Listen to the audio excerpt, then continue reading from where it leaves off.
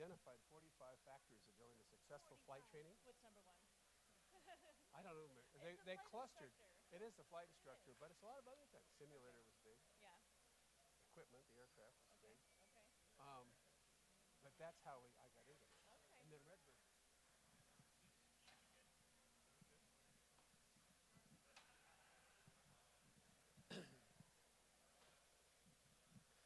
Okay, folks, we're back. If I could ask everybody to take their seats. One thing I want to do is assure you that you have more time to work on this project. You are by far the most diligent group of people we've seen. So there's still some more time after we have our presentation, some more time this afternoon to work on a very competitive presentation for us later. Well, we thought it might be interesting to delve into what's going on in the brain of a pilot. Probably all of us as pilots have been accused of maybe not functioning fully, but the good news is there's research available, and the even better news is we have a pilot, commercial pilot, corporate pilot, Red Cross pilot, a pilot who's flown all over the country, and happily she settled here a few years ago where she teaches. So she's also involved in education and does research. And I invite you to welcome to the stage Erica Armstrong for our next presentation. Erica.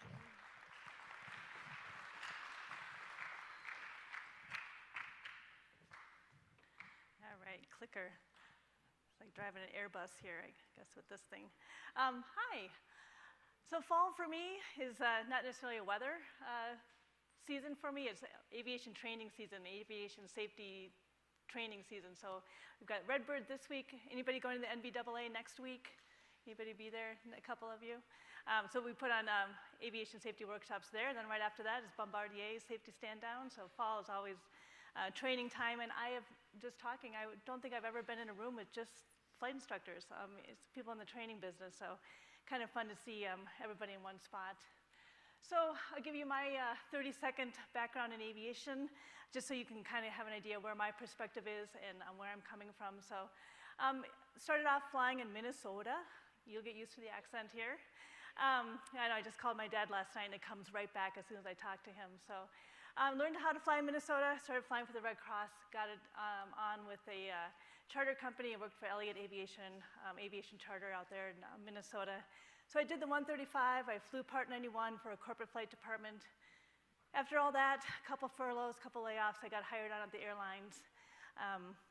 Got on with, it was Northwest Airlines. They had a division of 727s. So I flew in their Champion Air Department, and they shut down in 2008. But that's my experience background. And then I went over to NATCO. Northwest Airlines had their own simulators and training within their company. So I taught at NATCO Systems, and now I'm teaching over at Metropolitan State University in their aviation department.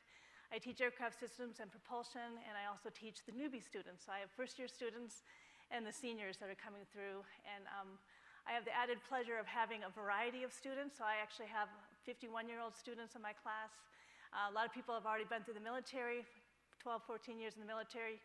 They want to become a pilot. They come back into my class. The government pays for it. So I have a wide variety of students and different ways of teaching. So we're going to share some of that today. So there were two things that happened in my past that are completely unrelated, but it triggered this desire in me to find out how much of our environment creates good pilots, how much of it is born, what's innate.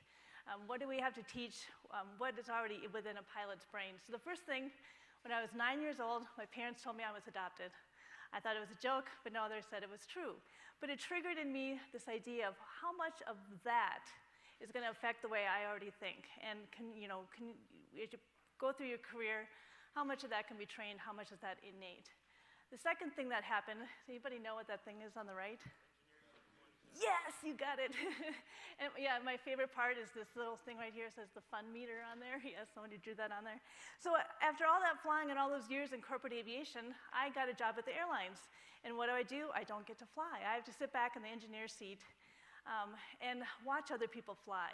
But it was a fascinating place to learn about human factors. I got to sit, they completely ignored the flight engineer back there. So you're back there running the systems, and The pilots are up there up front, but you get to observe. You get to see the good pilots, the good captains, the bad captains, what works, what doesn't, especially even in an emergency situation, having even a third crew member and how those elements of personality affect the outcome of that emergency. So I kind of came through the flight engineer panel with this elevated level of trying to learn more about aviation. I started having those dreams where I was forgetting how to fly since I wasn't actually flying. So I wanted to use my time wisely in that flight engineer seat, so that's one way of doing it. So are pilots born or are they made? And the answer is both. After training students, watching other pilots fly, even though we're so completely different, our personalities, there's still a common thread that runs through everybody in this room here. And the first thing we kind of put a bad connotation on, but it's ego. But ego in a good way. It's that ability to self-talk. Because when you're up in that airplane all by yourself, you have to have an elevated level of ego. I'm sorry you do. Students won't know that until they've actually gone up and experienced. So, of the 50 students that I'll have come through my first year class, maybe only 20% are going to continue on, right? Everybody has an idea they want to be a pilot. They don't realize exactly what those things are required of themselves, that self-discipline. So interesting to watch the personalities and to also understand that ego doesn't mean extrovert, right? I can have the quietest student in my class. They'll go up there and just kick ass in the airplane, right? They have that self-talk. They can get themselves out of an emergency. They can compartmentalize their emotion. I know you all have people in your lives that, that something will happen and they will just freak out, right? When we're young, we all have that tendency, and as we move along, we know how to compartmentalize that, separate that emotion, but that's what makes that cool pilot, right? When Sully's like up there and he loses both engines, he's calm and cool. He can separate, and there's never a moment where he thinks, we're gonna die. Never once. He knows that inside of his head is the answers to get us back on the ground. So it's being able to separate that emotion. And it can be a thing that you can teach your students. It takes a little extra finesse, and we'll talk about that later. Basic good spatial orientation. It's that it's like backing up a trailer, right? If you ever have that ability, it's being able to have that ability to know your space or your position in space and time. You can imagine, you can lay in bed and imagine what that looks like. If you've ever flown a remote control airplane, that's spatial orientation. Being able to follow that airplane, where it's positioned, coming at you upside down, doing loops and rolls. Some people don't have it, and that's one thing you cannot teach. So you'll see that's part of the reason for student washout is that inability to get that grasp, that profile picture of landing, going through emergencies, that spatial orientation. Pilots are visual learners. When I teach in my class, everything that I teach will always be a visual. It'll be the words, you'll hear my voice. 3 different ways for that student to learn the same thing. So unfortunately, you guys all have to look at my pictures too. So I'm in business aviation. We put on business aviation workshops for Advanced Aircrew Academy where I work. And this is what we're seeing in business aviation. This is the runway excursions we've had just in the last 4 years. And I just realized I don't have the Dale Earnhardt Jr. excursion that just happened recently, but look how many there are. We don't talk about them. Generally, everybody's okay. The airplane gets dinged, but makes the local news cycle, it's over in a day. But it's still the #1 business aviation incident and accident is just simple runway excursions. So the one thing that those NTSB reports are not gonna show you on here is about 80% of these excursions, we can, of course, go back the sequence, mostly contaminated runways. But if we go back to the actual root cause of what's causing the excursions, it's because the CEO is on board the aircraft. So what happens when that person's on board? What do we do as pilots? We're gonna squeak that airplane on, right? How do we do that? We learn really quickly, carry a few extra knots. If you gotta use up most of the runway to get down and squeak it on, we'll do it. 99.99% of the time, it works just fine. You do it over and over again. And then what happens is you go to an airport that you're not familiar with. You don't have that exact same profile picture in your head. You use up more than the normal amount of runway and throw in a little contamination, a little snow and rain, and off you go into the runway excursion. So this is one of the things that we've been watching in business aviation. You all, as initial flight instructors, we want to get that ego going in the students. We want that self-pride and that ability to get themselves through any emergency. And then once they get to business aviation, you got to kind of wrangle that in and come down to self-discipline when you get to that level. And so I attend all these safety workshops, and they'll get up here and complain about the next generation, and I love that. But the reality is, and we all know, every generation has the same element of the successful students, the bad students. So I'm sure Socrates and Plato had the same issues with each other. It'll be a continuous thing. And the current generation has a resistance to try to change the way we teach because we think they should learn the way that we did. But I'm watching these fabulous, incredible students coming into my classroom that are just electronic junkies, right? You have to get up in front of them and tap dance and entertain them, right? We can't just teach them. But so what? If I can do that, that's certainly part of what I'm willing to do because I know these people that are coming up right now are going to be great pilots in the future. So part of my job is to make sure that I can train them however way I need to. So the first thing I learned when I was teaching at the university is pilots aren't necessarily good at multiple choice tests. See, some of you are laughing, right? It kind of sunk in really deeply when I went to take an exam sitting next to my chief pilot at the airline.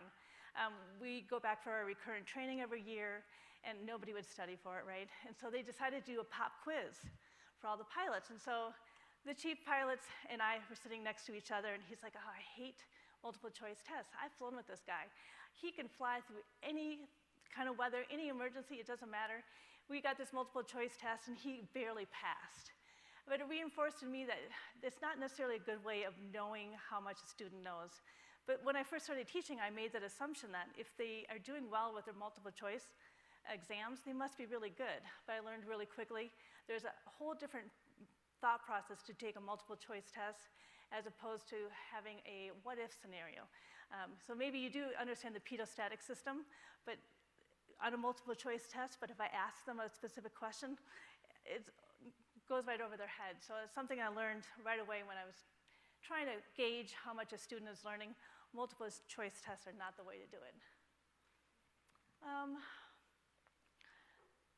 So during an emergency, and we've watched in the last few months over the last year, of course we can armchair quarterback when we're all safe and sound on the ground. We can criticize the pilots that made their actions in the air, but there seems to be a common theme to what's been happening, right? It's this argument between automation and being a pilot. And so what can you do to do fallback thought process training for every emergency, right? There's a million variables. For every emergency I've had, it's never gone exactly the way the checklist says it's going to. So how do you teach for every possible variation? Well, obviously you don't, but you need to teach a thought process, teach students how to think in multiple steps and layers. So that's something that the industry is kind of changing towards, especially in business aviation right now, and how we do it. So when I first started teaching aircraft systems, I give the example of the human being, right? So your airplane is gonna, if it's got a problem, an issue, that's when we learn best about a system failure. Anytime you have an MEL on the airplane, you've got a system that's not working, that's the day you learn so much about that particular system. So the airplane, it's just like a human being. If it's got something wrong, it's gonna try to tell you what it is. No matter what system failure it is, I don't care if it's MCAS, you've got something failing in your airplane, it's going to speak to you just like a human does, right? So what does a doctor do? They have to sit and listen to what you're saying, but it may not be right. So that's the only way you can do it, is you sit and listen. You have your enunciators going off, you have indications of what's happening, but it may not necessarily be the truth, right? It's only what you think it is at that particular moment.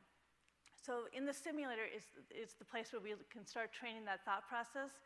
But we've been doing a very bad job in the last few years, up until maybe just a couple years ago, of this rote, doing the same exact check right every single time we get in the simulator. So the question is, how do we train pilots to make mistakes? We make mistakes on every single flight, right? But we make them within the circle of safety, especially when you have a flight crew environment. You're allowed to even make a few more of those mistakes, right? It's just that keeping it within that circle. So how do you train for that? So Drexel University did this cool study. They were trying to quantify pilots' thinking. How does a pilot remain cool and calm and make the right decisions? And why do 20,000-hour pilots make decisions? You can't even imagine how they thought that way, right? How does that happen? You start thinking when you've got that many hours that there can be nothing in front of you that you can't figure out. So they hooked up these pilots to this brain monitor and it tracked the pathways of thought, where it was drawing from, where it was going. And so they put them in the simulator, nothing fancy, just a basic simulator, and asked them to do basic maneuvers. Just gentle turns, nothing too important. Then they threw in a couple little minor emergencies, and they tracked the thought process, where those synapses are going, which way it was going. And then they did the same thing in the actual airplane. Nice VFR day, nothing unusual. They picked a calm day to do it, no weather. And they noticed that for the exact same maneuvers, everything they asked for, the brain was still drawing a different pathway, where it was coming from and where it was going. And so, everybody that's flown a simulator, even Redbird, understands there's limitations, right? So no matter what you do, I'm trained in full motion level D simulators, and you forget that you're not actually flying. You come out dripping wet and sweat, and you think your life's on the line, but your brain knows better. So it actually draws a different pathway when you're under stress, under pressure, right? What happens in an emergency? We get tunnel vision. That's our response. That's how we protect ourselves, one thing at a time. But in the airplane, you need to broaden your ability to take in all the information at one time. So when we try to explain what that means or what that feels like, it's hard to get that point across. So I'm going to give you a very simple example of just a little slight difference of your environment. I'm going to change your environment for 1 second. And I'm going to ask you to do something you've done since you've been in first grade. I'm going to ask you to read one sentence, okay? But I'm going to give you only 8 seconds to do it, and I'm going to count out loud. There'll just be some external noise that you're not used to. So I'm going to give you about 8 seconds. Are you ready? Okay, here we go. 1, 2, 3, 4, 5, 6, 7, 8. Okay, stop. How many people did I tell you to count the letter F's? I didn't. Did you? You got it on there? So how many found 3 of them? Who found all 3? Anybody find 4? Anybody find 5? Yeah, a couple of you got them, right? So it's just a very simple example of what that is. So what does your brain do in this situation? It goes through the big major issues. It's not used to seeing maybe finished in files, right? What does it do? It's going to skip over the things it sees all the time, of, right? Those F's are right there, right in front of you, right? But you're under pressure. Something's going on in the background. But that's what your brain does in an emergency. So that's why 10,000-hour pilots will skip over these little tiny minor things, 6 of them, sorry, 5, yeah. 6, all right.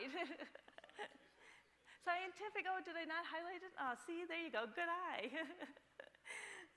Exactly. But that's exactly what your brain is doing in an emergency, even if you've got 10,000 hours, right? How many times have you read a sentence?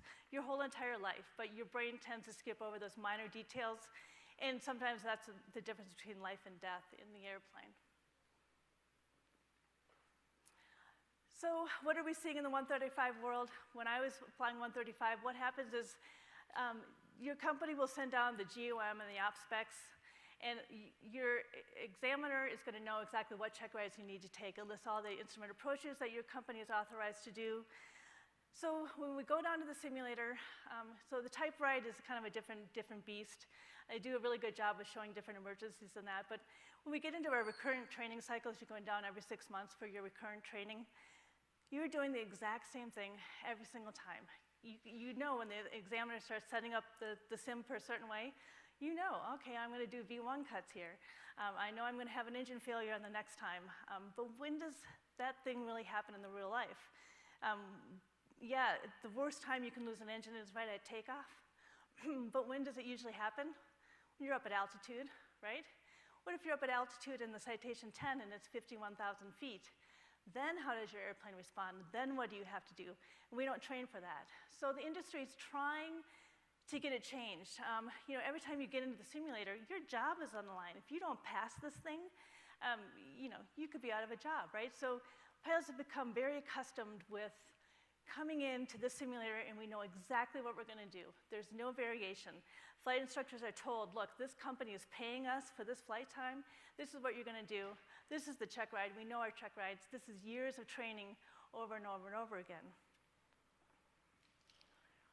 So here's just a good example, right? We have to mention MCAS just briefly.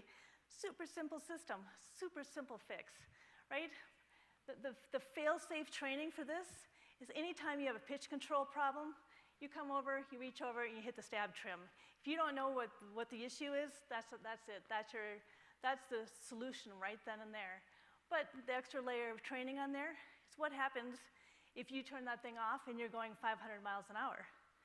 What are the flight controls going to be like? That's what happened in the second one. They did the right thing. They made the right assumption. They turned off the stab trim switches.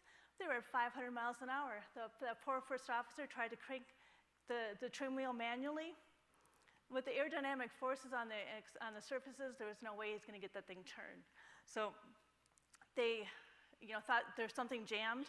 They turned the MCAS switches back on again, and then they couldn't recover from that point. So simple system, simple fix. We'll be open for questions afterwards, because that usually pisses somebody off if I say that. So we can talk about it afterwards. So the external sensors. It was the external sensor on the Boeing MAX that failed. We always forget that humans have sensors too, and they can fail. Even though I can tell you the facts, sometimes you can't get your brain to wrap around what's actually happening. So the most important thing they're trying to change in the simulator training at the airlines and in 135 world is that when you have an emergency, don't look at the emergency.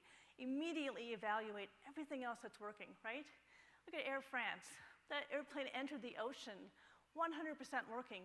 2 engines, everything was working in that situation. So maybe retraining the thought process. That airplane can fly itself on the emergency in most cases for the first few minutes while you're trying to figure out what's happening. So rechanging the idea of how we're handling the emergencies. Student anxiety. I'm going to give you an example here of how sometimes your student anxiety, you can't overcome it. They are so stuck in a rut in what their view is of the situation that even though you're telling them something else, they won't believe you. And I'll give you an example here in a second. That's just why some students, they wash out. What's our washout rate? About 80% right now. So if I told you a slight perception in one of your sensors could actually have a physical reaction on your body, would you believe it? If I could cause anxiety for you right now, most people don't believe that. So I'm going to tell you a fact. There are 15 black dots on the screen, and I don't know if this works. I haven't tried it with an audience yet. But your brain won't let you count all 15 or see all 15 at one time. You need to move your eyes around. So the fact is there's 15 dots on there, but you can't see them. I don't know, can you see them? I don't know if the optical illusion works back there or not. But sometimes your brain cannot overcome what it's seeing, and this is just a good example. The fact is there's 15, but you can't see them all. Here's an oddball thing that they discovered. It may not work because you're kind of far away, but if you sit and look at that for a while, you need like 15, 20 minutes, you will actually start producing more stomach acid. You'll be creating anxiety in your body because your brain is looking at this and knows that something is wrong. Something is just slightly off, but because your brain will constantly try to make it right. It's trying to put it in the right position, the right, take off the extra eyes. So the only way to get around this on the experiments they've done is if you look at one thing at a time, right? So if you're working on an emergency, maybe one thing at a time to take that anxiety away. May not work from back there. I'll have to try it sometime back there and see if that works. So changing a student's frame of reference is really hard to do. I'm teaching right now the seniors. We went over hydraulics last week, right? So you can just see after about 10 minutes, they start to glaze over their eyes or, that vacant look in their eyes. So what I do then is I try to apply it into something funny, entertaining. So we studied hydraulics. So what did I do yesterday? I brought in a clip from the movie Flight. You remember that movie, Denzel Washington? It's based on the Alaska flight, the MD-80, that ended up upside down. In the movie Flight, they have some sort of failure, and the airplane's up. They decide it's better to fly it upside down. So I take that little movie clip, and we go through the process.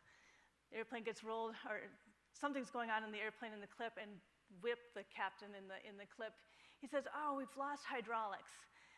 Rolls the airplane over. He's like, "Okay, drop the landing gear, drop the flaps." So we're watching all these hydraulic systems work. So I ask the students, "Do they have a hydraulic failure?" And then they get it. They're like, "No, they don't. He doesn't have hydraulic failure." Whip says that they do in the movie, but trying to reframe whatever it is you're teaching in more than one way is a great way for students to learn. I do that for all the systems in some other way, and you can see that moment where it becomes from abstract to something that they can actually understand. Humor. I mean, when I first started flying, very serious, right? We never want to crack a joke. I mean, aviation's a serious business. But after watching several emergencies where the captain was able to use a moment of humor, I could see what would happen. Like I said before, during the emergency, you have tunnel vision, right? So you focus on one thing and whatever it is that you're doing. Humor breaks the tension, allows for that focus to open up. So my favorite example, we were getting vectored in, we were coming from Cancun into Dallas, and this is on New Year's Eve. And I'm the captain on the, I'm captain, but I flew down and the first officer is flying back, and we're getting vectored onto the approach in Dallas, rush hour, tons of airplanes out there, they're getting us squeezed in there. It's kind of snowing and a few lightning strikes, just completely unsettled weather. We just got our first turn vectored for the final, and all of a sudden we got hit by lightning. Instant, just this loud boom. None of us knew what happened. It was so loud. We all looked at each other. We're in the dark now because our airplane completely pulled itself off every bus bar it had. It didn't know what was going on. It was trying to save itself, so instantly we're back to just needle ball and airspeed. That's all we had.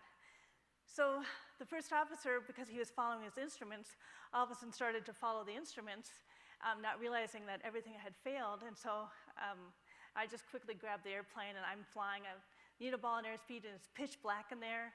Even their emergency bus bar is not working. So my flight engineer's back there. He's like whole sentences with 4-letter words. He's trying to figure out what's going on, try to get the generators back online. So one at a time, we were working the emergency, and I said, "Look, we've got 3 good engines. Give me 1 generator. That's all we need. We can get back online." So he's back there, and finally the lights come back on in the cockpit, and we're all kind of just taking a sigh of relief. But we tried to get a hold of the flight attendants in the back, but the intercom wasn't working. And the flight attendants know we're getting vectored around, we're getting close. So we weren't quite sure what systems we were going to have. So I said, "You know what, let's just make sure we've got landing gear." So we dropped the landing gear quite a ways out just to make sure. That's the one thing we really needed at this point. So the landing gear comes out, and the flight attendant's like, "Okay, I've had enough. I need to know what's going on." So he comes up and knocks on the door, and we're super busy, and we just do not have time to talk to this flight attendant right now. So I said, "Just tell him we're doing the dishes." And they're like, "What?" And I'm like, "Yeah, just tell him." So the flight engineer just transitions nicely into this great falsetto voice, and he says, "Come back later, we're doing the dishes." And silence, right? The flight attendant's like, "Okay."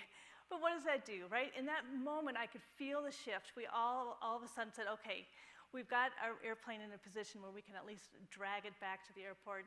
The flight attendant knew that we were still having fun, we were going to be okay. We had already dropped off radar, so they thought we were goners. So when we came back up on radar again, they had already called the fire trucks and everything out there.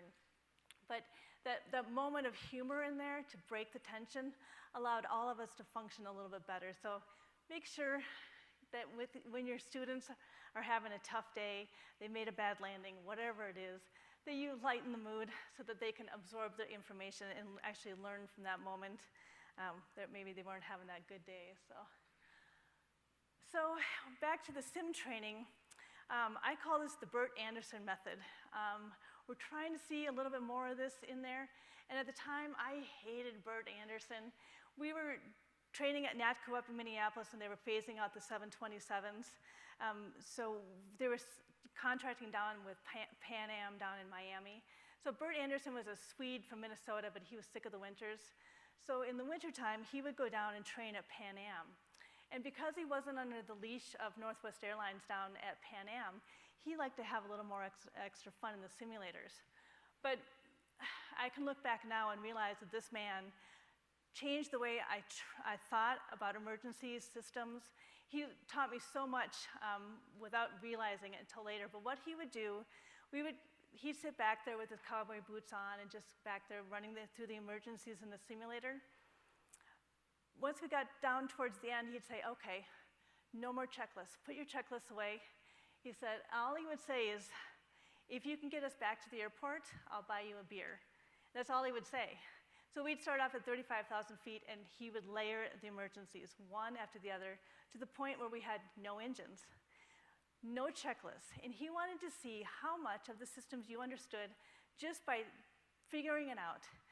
The one thing I figured out quickly is that airplane, I can just let all those emergencies go. I mean, you get some things you have to deal with, but if you just, he'd want you to maybe try to get the engines back on, but he would never let them come back on. So you learn quickly to just learn how to fly the airplane with the emergencies happening and seeing what happened. But it's that, it used to make pilots mad. I mean, I actually had a captain who left the check ride because he was so angry with this setup. Because it is your job, right? Everything that you have worked so hard for is dependent on that check ride. So he just felt it was way out of the parameters of what's acceptable in a simulator. And none of us liked it, but the reality is I learned so much in those 20, 25 minutes of having a free-for-all in the simulator where you couldn't fail. He said, this is not part of the training. We're doing this to see how much you know. So having a little element of that coming back into the type of training we're doing would help immensely with some of the accidents that we've been experiencing, and especially in the heavy iron world where we've got maybe less experienced pilots coming through the ranks. Just a different way of teaching a thought process. So we talk about situational awareness all the time, right? We've all lost situational awareness, and the example I give is every one of my students has been on their phone in their car. You drive to your destination and you've been so concentrating on your phone call, you don't even really remember how you got there, right? So you've done all the things you need to do, you've done the road things, you've stopped at the red lights, but you haven't been paying any attention. So how do you pay more attention, right? If you need situational awareness, we talk about it, but how do you actually get yourself up to that level of situational awareness? So everyone's gonna do it differently. For me, it was two simple things. Every time I got on the airplane, no matter what it was, all I would do is before I got on, I would tap the airplane and I would just say, be safe. That's all it was. It was just a moment for me to remember, okay, maybe crew scheduling has been messing with you, catering's all screwed up, the passengers are, maybe we've got a delay or something. It's just that one moment before you did something, so some kind of ritual. Maybe it's when you put your headsets on or something. You can teach your students, take one moment to add a ritual, to have that extra level, saying, okay, now I'm a pilot. I'm gonna be paying extra attention. I'm gonna open up my field of vision, everything I'm listening to. I had a guy who had already come through the CIA, come into my class. He wanted to be a pilot.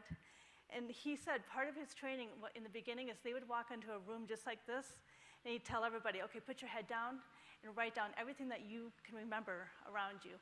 What color is the shirt of the person next to you? What's on the wall? What's on the blackboard? And he said when they started, he could only remember one or two things. By the end of the training, he could remember details about everything. And that's so important to have that ability, right? To walk in and have that recognition for everything that's going on around you. Second thing I did is I made sure right before I closed the cockpit door, I would take one look back down the aisle and remember that all those people are back there. So we talked about that circle of safety. I can make decisions on there. I can make them in the middle, or I can make them on the edge all the time, right? You could still be safe and make them on the edge, but you're that much closer to going outside that circle. It was just a way for me to remember to make those decisions on the inside. I'm a little closer in the middle. So what do airline pilots do? What is their ritual? They put on their armor, right? They put on their crowns. Now they're airline pilots. Just having the ritual, for a flight instructor, when you put on your polo shirt, right? You're at extra level of attention and awareness. And then motivation. I'd love to hear from you what kind of washout rates you're looking at. What are those issues that are causing pilots to do it? Why are they leaving? Why can't we keep them in there? Motivation. It's a flight instructor's prerogative to help with that motivation, because even you all have burnout days. You reach a point in your flying and you're burned out. You don't want to see another student. You've done 20 landings in one day, watching people pound it in. It's hard to keep that motivation going. So whatever it is that you can go to for yourself, make sure you know how to do it and try that. Try to teach your students how to have that too. So this is something I show to my students beginning and the end of the semester. I know it's a long, lonely road for them in aviation. When they come into my classroom with 0 hours, and I know that they need 1,000 hours before they can go anywhere, to reaching their dream, I know they have a long ways to go. So any kind of motivation that you can find for them, we'll see if this one works. You can't connect the dots looking forward. You can only connect them looking backwards. So you have to trust that the dots will somehow connect in your future. You have to trust in something, your gut, destiny, life, karma, whatever. Because believing that the dots will connect down the road will give you the confidence to follow your heart, even when it leads you off the well-worn path. And that will make all the difference. Your time is limited, so don't waste it living someone else's life. Don't be trapped by dogma, which is living with the results of other people's thinking. Don't let the noise of others' opinions drown out your own inner voice. You've got to find what you love, and that is as true for work as it is for your lovers. Your work is going to fill a large part of your life, and the only way to be truly satisfied is to do what you believe is great work. And the only way to do great work is to love what you do. If you haven't found it yet, keep looking and don't settle.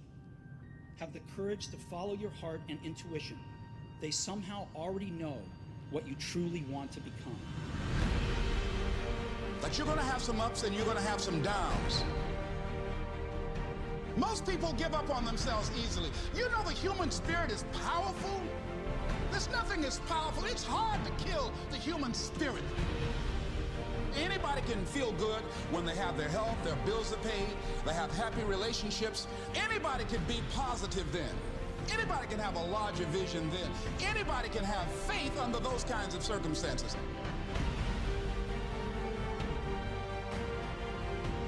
The real challenge of growth, mentally, emotionally, and spiritually, comes when you get knocked down. It takes courage to act.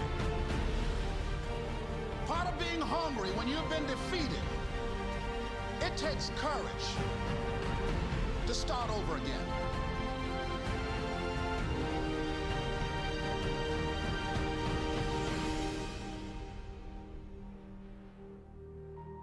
Fear kills dreams.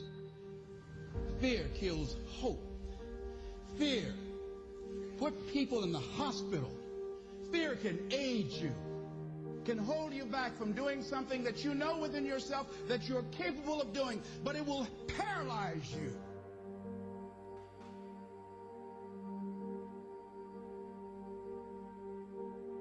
At the end of your feelings is nothing, but at the end of every principle is a promise.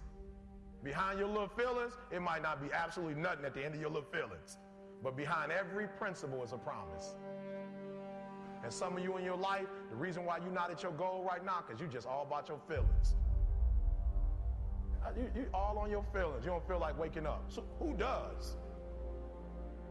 Every day you say no to your dreams, you might be pushing your dreams back a whole 6 months, a whole year. That one single day, that one day you didn't get up could have pushed your stuff back I don't know how long. Don't allow your emotions to control you. We are emotional, but you want to begin to discipline your emotion. If you don't discipline and contain your emotions, they will use you.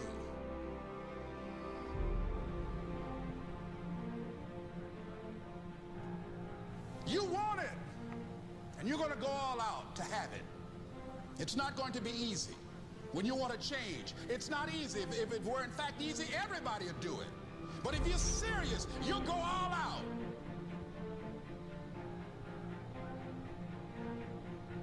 I'm in control here. I'm not going to let this get me down. I'm not going to let this destroy me. I'm coming back. And I'll be stronger and better because of it. You have got to make a declaration that this is what you stand for. You're standing up for your dreams. You're standing up for peace of mind. You're standing up for health. Take full responsibility for your life. Accept where you are and the responsibility that you're going to take yourself where you want to go. You can decide that I'm going to live each day as if it were my last.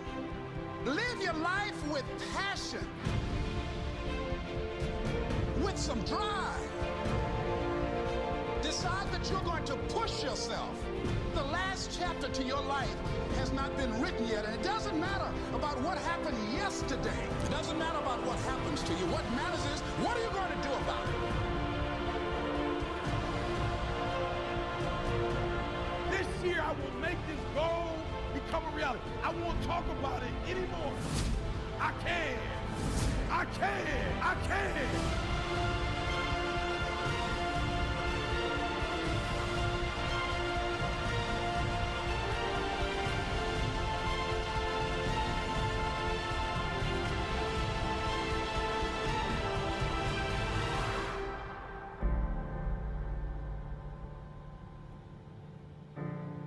Persevere, I think, is important for everybody. Don't give up. Don't give in. There's always an answer to everything.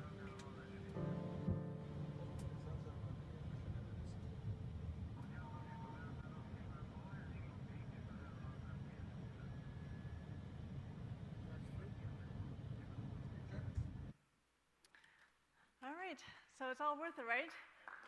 So we're going to open up for questions. You can ask anything about Part 91, 135, airline world, teaching at the university. We're open for any questions that you have in any aspect.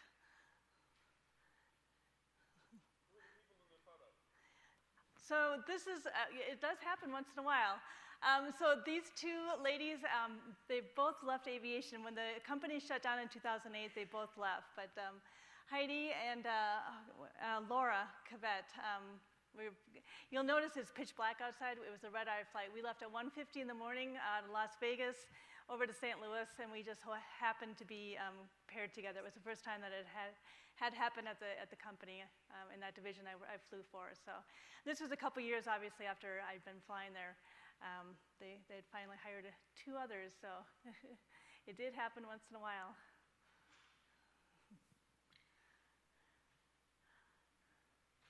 Somebody always asks a question about MCAS. I wondered what kind of students are coming to you now? What sort of people are signing up and participating in the program? Yeah, so MSU, Metropolitan State University, is where I teach in their aviation department. And what's cool about them is they have a nice program with the military, too, for people returning. So I have adult learners, but 75% of my students are their first-year students. They all have the idea that they want to be pilots, so that everybody has to take this class.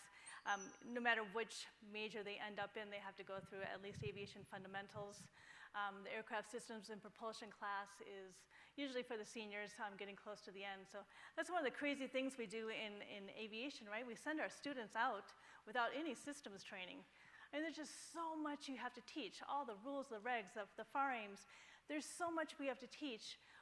You know, we send our students off on their first cross country, and we were just going over NTSB reports. Pilots, the one thing that was stuck in my craw was what happens when you have a low voltage light when you're flying along? Is your engine going to quit? So there's an NTSB report that just came out, and there's several of them, but just a few months ago, a student had the low voltage light come on. He thought the engine was going to quit, so he set it down in a cornfield. You know, the thought process was that he wanted to control the landing, make sure we got down safely. It was just, you know, the alternator was going bad. It was a VFR day. he was going to be fine, but just not a lot of systems training for brand new students. So, but yeah, I'd say of the 90% that want to be pilots, I'd say only probably 5 to 7% actually leave the program with a CFI. They'll reach a certain point in their training and stop. And that's what we're researching. How do we keep that momentum going? What is it besides cost? It's always cost a lot of money. But what is it beyond that that we can do to keep students in the program? What is it that we can train into them? What is it that we can't train? So still, we're always trying to fine tune that idea. So.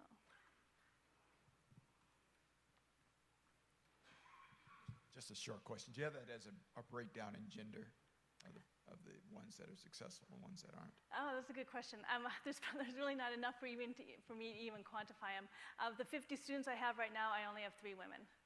And 2 of them want to be pilots. The other one wants to be in airport operations. So that's generally the ratio that I've been seeing. Even though we've got all the STEM programs and we still talk about it, the reality is that we really are doing the best that we possibly can. It takes a generation to change that idea. The best example I can give is when I've got 2 girls. When they were 3 and 5 years old, I was in a grocery store with them, and a pilot came up behind me. I got that big, giant family basket of groceries. He came up behind me with like 1 or 2 things, and I told my daughters, I said, we're going to let this guy go first. And they asked why, and I said, well, he's a pilot, he's tired, he just wants to go home. And my daughter looked at me, she paused, and she's like, but Mom, she's like, do they let boys be pilots too? So, right? So there's that perspective, right? Here's that generational change. So we can go out and talk about STEM programs all we want. It'll take the generation growing up now. Seeing women in the cockpit is going to be no big deal, right? And that's the day I know we don't have to work at it anymore. I don't want to see articles about women pilots. I don't want to see those articles. I just want it to be commonplace, and it will. It just takes time. We just have, we get impatient. We all of a sudden have the idea, okay, women can fly. We want it now. But we're doing a good job getting the word out, all the STEM programs out, going in the schools now. I'm seeing in business aviation a higher percentage, and they're all in the pipeline now for the airlines. So you'll start seeing those numbers. We're at 5% right now in the airline world. It's a little bit better in the corporate world, but not a whole lot. It's getting there. Hi, how are you? Good. Good. My question is, with all the barriers that we're talking about, do you feel like the workforce is the best it can be right now? We could always do better, right? Always. I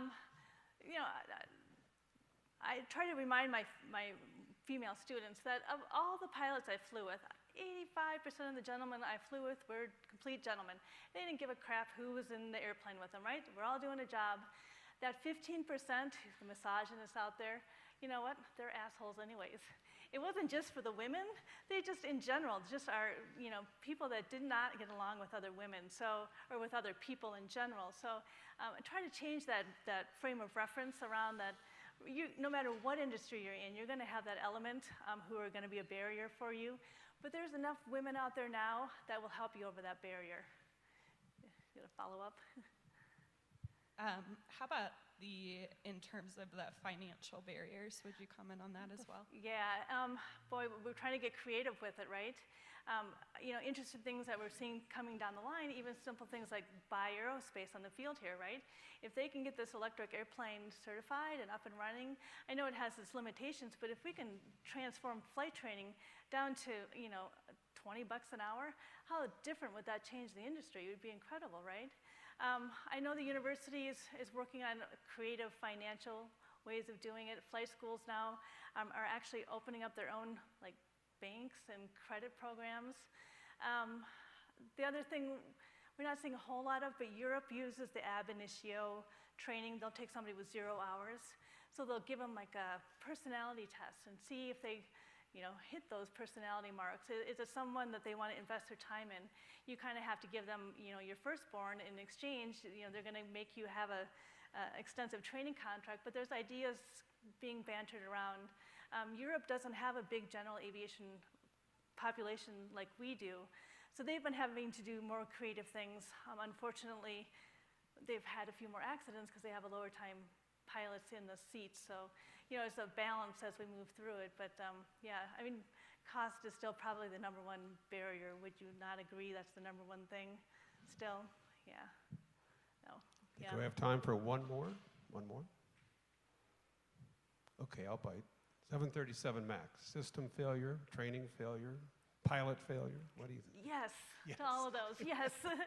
Yeah, and yeah, and Boeing actually is now getting ready to tell the world how they're going to reintroduce the aircraft.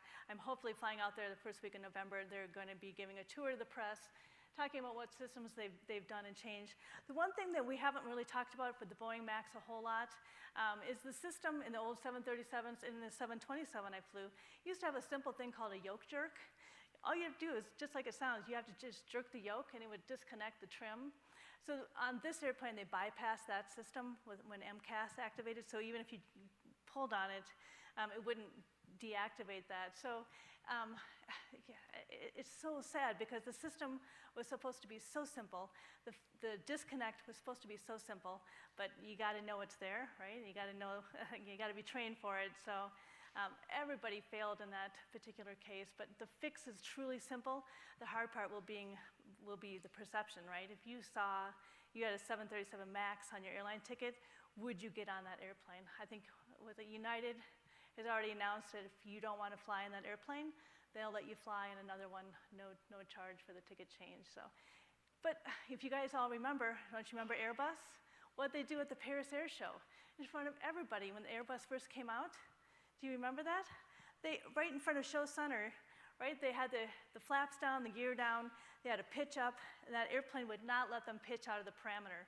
It was trying to save the flight crew. They needed to go around. They were just doing a slow flight.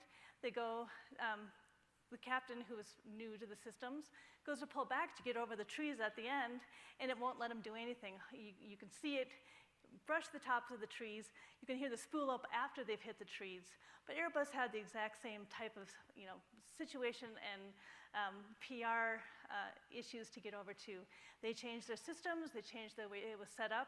And we all know in aviation, we learn by our mistakes, right? So hopefully, as far as the Part 25 certification process goes, this won't hopefully happen again, right? We'll get more pilots inputting into the system. And never should there be a system on an airplane where the pilots don't know about it, right? That should be the very basic concept. But you have a different thought process, right? When you're an engineer building that airplane, as opposed to the pilot who's got to fly that airplane, coming at it different ways, definitely. Fault goes all around, including the flight crew, right? If the fix is that simple, which it was, it had to do with some of the training too. So just have to say that US flight crews, that for the few times that they had an issue, were able to find their way out of the situation. So lots of little things in that, the whole sequence that added up. Thanks so much. Proving there's always lots to learn. Erica, thank you so much for being with us. Yeah, thank you. If you want, I'll give that back to you. Yeah. Great presentation.